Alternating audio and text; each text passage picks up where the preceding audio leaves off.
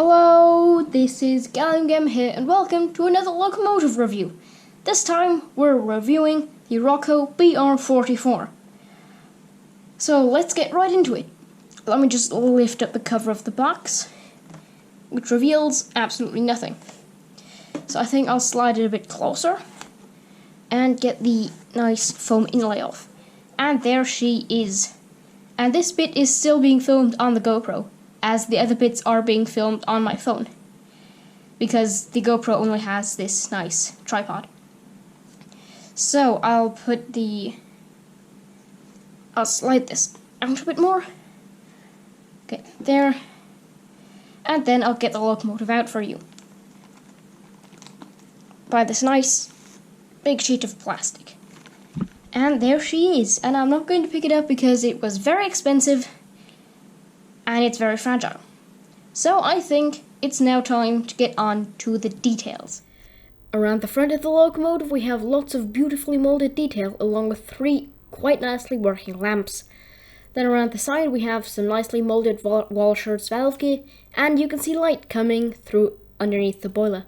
On the cab we have lots of beautifully printed detail, which you can read from like a mile away.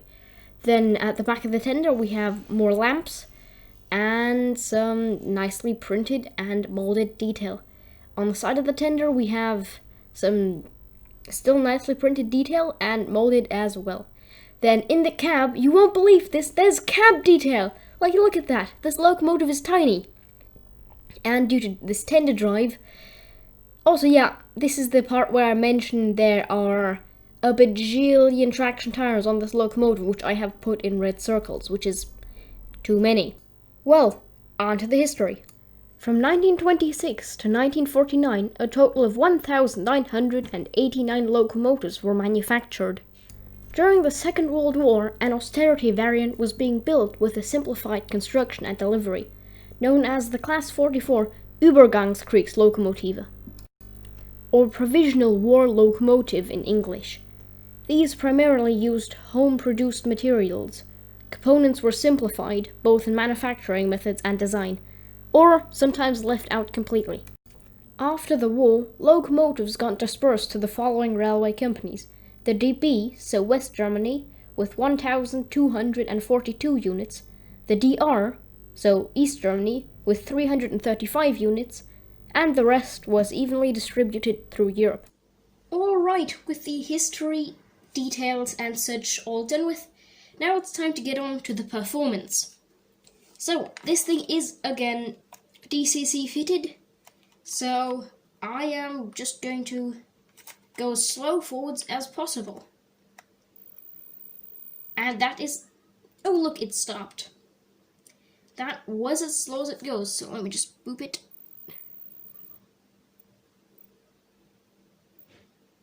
And it completely did. Barely anything going. Let me turn it up a bit more. Nothing. There it goes. I think that's as slow of a sustained speed as we're going to get. Okay, backwards. A bit faster. And... yep, it stopped again. This is as slow as she will go without stopping. At least I think that. So, and with that, I think we're going to go on to the troublesome points. Alright, here we are at the troublesome points. So let me move her forward slowly. And I have turned the lights on so you and I, the viewer and me, can see if it cuts out. So, I don't believe there are any pickups in the loco, so it should go over this just fine, and it is. And then, boom, it's dead. No light at the front, nothing. Let me give it a nudge, and there it goes.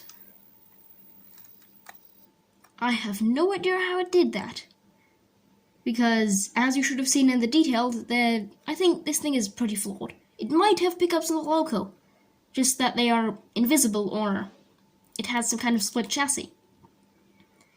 But let's try going over the points backwards. Nice, sustained, slowish speed. And this time it's fine. And I spoke too soon. It stopped without even being on the points.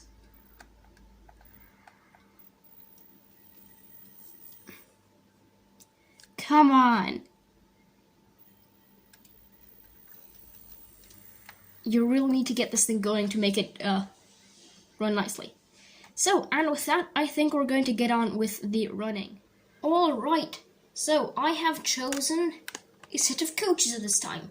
So let me bring her in. Nice quick pace so she doesn't stop. Here she is, and she's got a really nice rake of coaches. I need to do a review on these because these are beautiful, beautiful things. So, on with the running. So off she goes, and I might have to mute the audio on this one and just have music because it's very hot in here. So like outside it's something along the lines of 33 degrees Celsius, and inside here it's similar to that. So I might just get the fan going and then mute the audio, so yep. So off she goes. Nice, reasonable speed.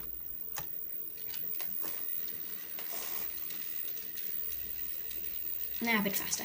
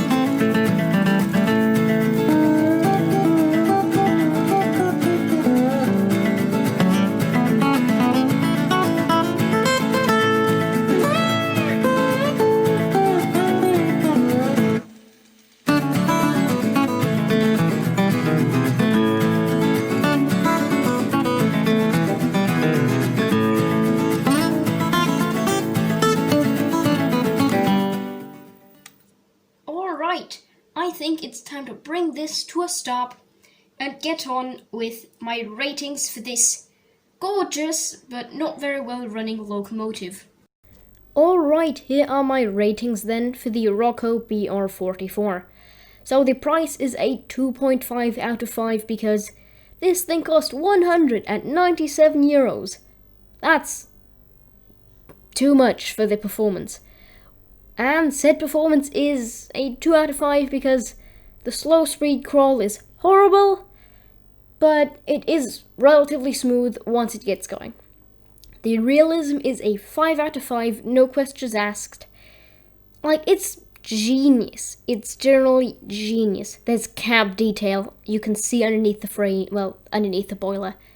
And there's some weight in the boiler, which I do like. And overall is a 9.5 out of 15.